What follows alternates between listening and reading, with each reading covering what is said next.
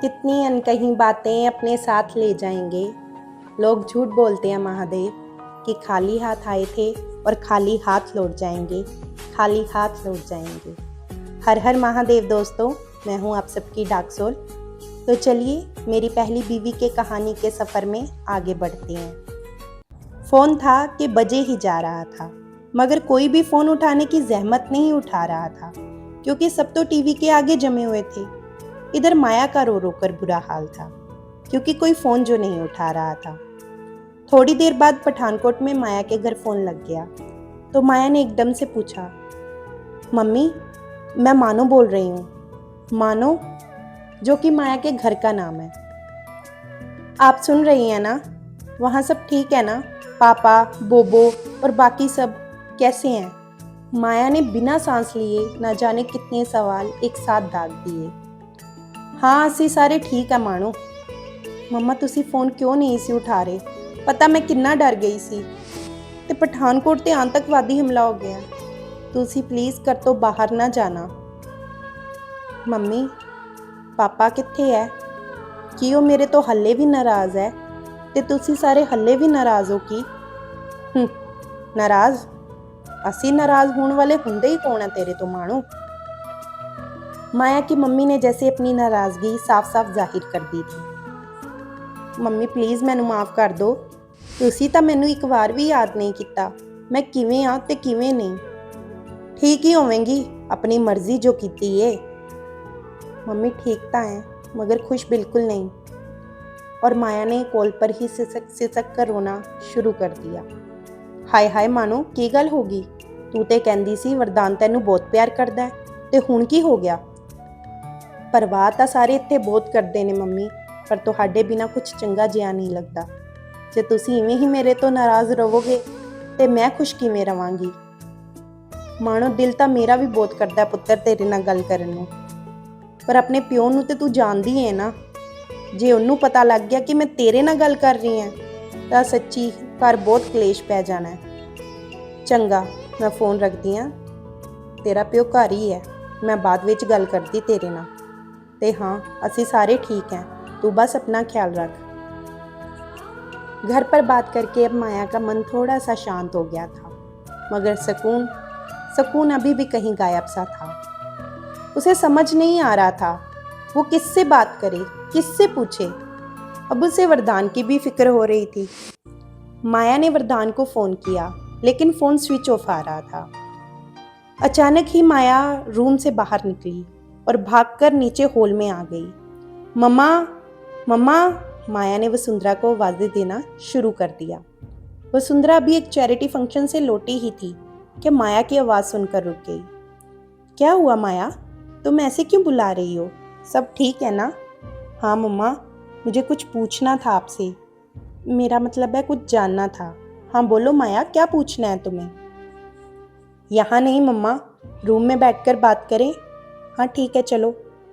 Room में आते ही वसुंधरा ने माया से कहा, क्या पूछना था तुम्हें माया, और इतनी बेचैन क्यों दिख रही हो? दरअसल मुझे वरदान के बारे में आपसे कुछ पूछना था मम्मा। हाँ पूछो, क्या पूछना है वरदान के बारे में? सब कुछ। मेरा मतलब है कि वो कहाँ से पढ़े, उन्होंने लाइफ में क्या क्या किया, नीदू की मम्मा से कैसे मिले, सब कुछ। ये सब तो ठीक है माया, पर तुम ये वरदान से खुद क्यों नहीं पूछ लेती? पूछ तो लेती मम्मा, लेकिन अभी वो किसी ज़रूरी काम से बाहर गए हैं और मुझे इनके बारे में अभी जानना है। अच्छा ठीक है माया, मैं बताती हूँ तुम्हें।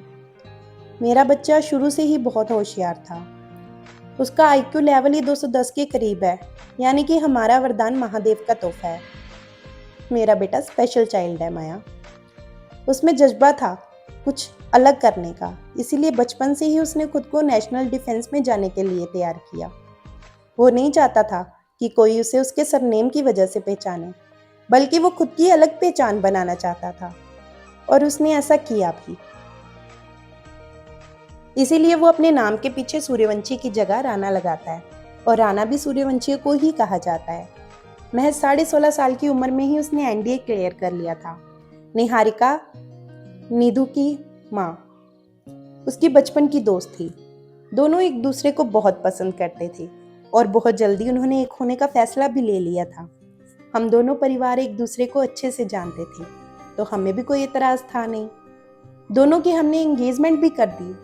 लेकिन फिर निधु ने कमरे के अंदर दाखिल होते हुए पूछा, दादी दादी डैड कहाँ हैं, आपको पता है क्या? मुझे उनसे अभी बहुत ज़रूरी बात करनी है। नहीं बेटा, मुझे नहीं पता, इनफैक्ट मैं तो अभी आई हूँ। वो उन्हें हेडक्वार्टर के लिए कॉल आई थी मम्मा, इसीलिए वरदान जल्दी में घर से निकल गए। वो पठानकोट पर आतंकवादी हमला हुआ है ना, इसलिए। तुम्हें कैसे पता माया? तुम्हें वरदान बताकर गया है क्या? मैं तब उनके साथ ही थी मम्मा, जब उन्हें इन्फॉर्म किया गया, इसीलिए मुझे पता है। ओके, तुम बताओ नीधु बेटा, तुम्हें क्या बात करनी थी अपने डैड से? नहीं दादी, अब डैड आएंगे तो मैं उनसे खुद बात कर लूँगी। साक्षी ने कमरे के अंदर दाखिल होते हुए कहा, बड़ी माँ जल्दी बाहर चलिए, टीवी में ब्रेकिंग न्यूज़ क्या चल रही है, ज़रा देखिए तो सही। वसुंधरा ने कमरे से हॉल की तरफ बढ़ते हुए कहा, क्या क्या चल रही है, सब ठीक तो है ना? सब बाहर हॉल में इकट्ठा हो चुके थे। माया, निधु, वसुंधरा भी भागकर हॉल में पहुंचे तो टीवी पर ब्रेकिंग न्यूज़ चल रही थी कि सभी आतंकी कुछ ही घंटों में मार गिराए गए हैं और जिस स्ट्रेटेजी प्लान के तहत आतंकियों को मार गिराया गया है, वो स्ट्रेटेजी रिटायर्ड कर्नल राणा द्वारा बनाई गई है। वाओ, डैड रियल में सुपर हीरो हैं, है ना दादी? हाँ निधु, आज वरदान ने फिर एक बार हम सबका सिर गर्व से ऊंचा कर दिया है। वो तो है, कबीर ने पीछे से आते हुए कहा। अब हमारे हीरो को आने में कम से कम 2 दिन लग जाएंगे। उसका कॉल आया था कि सिचुएशन अंडर कंट्रोल है, मगर हेडक्वार्टर में पूरी स्ट्रेटेजी प्लान की फाइल सबमिट करवानी पड़ेगी, तो फॉर्मेलिटी पूरी करने में 2 दिन लग जाएंगे। 2 दिन का नाम सुन के माया का दिल तो जैसे धक से ही रह गया। अब 2 दिन और इंतज़ार करना पड़ेगा उसे वरदान से बात करने के लिए। वैसे तो पहले उसके साथ 2 पल भी गुजारना नामुमकिन सा होता था माया के लिए, मगर अब उसे वरदान के बिना ये 2 दिन भी पहाड़ लग रहे थे। 2 दिन बाद जॉइंट मेंशन। माया भागते हुए सीढ़ियों से नीचे हॉल में डाइनिंग टेबल पर पहुंची, जहां सब ऑलरेडी ब्रेकफास्ट कर रहे थे। मम्मा, पापा, इफ़ यू डोंट माइंड तो मैं कुछ कहूँ? अरविंद और वसुंधरा एक साथ ही बोले, हाँ बेटा बोलो। ये शाम तक घर आ जाएंगे, तो मैं सोच रही थी क्यों ना इनके वेलकम के लिए हम सरप्राइज़ प्लान करें। हाँ, ये बात माया ने बिल्कुल सही कही, श्लोक और अरमान ने अपनी सहमति जताते हुए कहा। कबीर ने पलट जवाब देते हुए कहा, मगर वरदान को ये सब कुछ बिल्कुल पसंद नहीं है। माया ने कबीर की बात बीच में से ही काटते हुए कहा, अरे हम कोई ज़्यादा तामझाम नहीं करेंगे, सिर्फ फैमिली मेंबर होंगे और घर पर ही सेलिब्रेट करेंगे।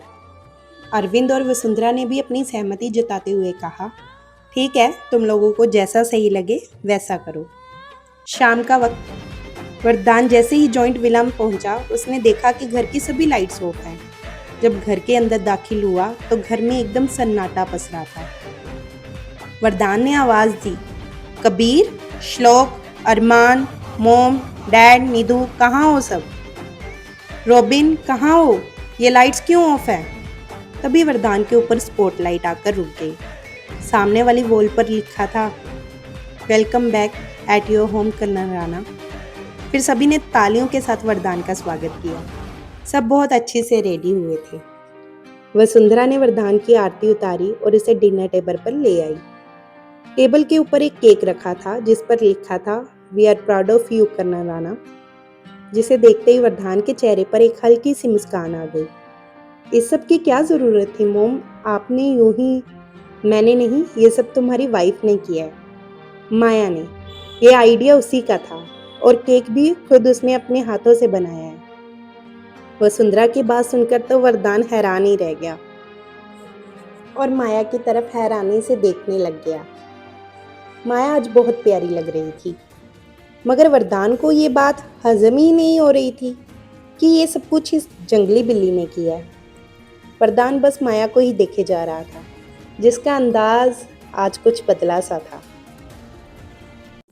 कि खटखटाकर दरवाज़ा तेरे दिल का, एक दिन तुझे एक पता बताएंगे। कि खटखटाकर दरवाज़ा तेरे दिल का, एक दिन तुझे एक पता बताएंगे। खामोशियों के जहान में हम तुम्हें बेबाकियों से मिलवाएंगे। अरे ख्वाबों ने तो बांधे हैं कई लंबे पुल इस जहन में, कि अरे ख्वाबों ने तो बांधे हैं कई लंबे पुल मेरे जहन में। हकीकत कहती है कि ये मिथ्या के सैलाब में सारे ही बह जाएंगे, सारे ही बह जाएंगे। मुझे आशा है कि आप सबको ये कहानी पसंद आ रही होगी। जैसे कि मैंने पिछले भाग में कहा था कि प्लीज़ आप अपना रिव्यू या फीडबैक ज़रूर दें, क्योंकि आपके कमेंट्स ही मुझे ये वीडियोस बनाने के लिए प्रेरित करते हैं। तो चलिए मिलते हैं नेक्स्ट पार्ट में। तब तक के लिए हर हर महादेव दोस्तों। जय हिंद, जय भारत।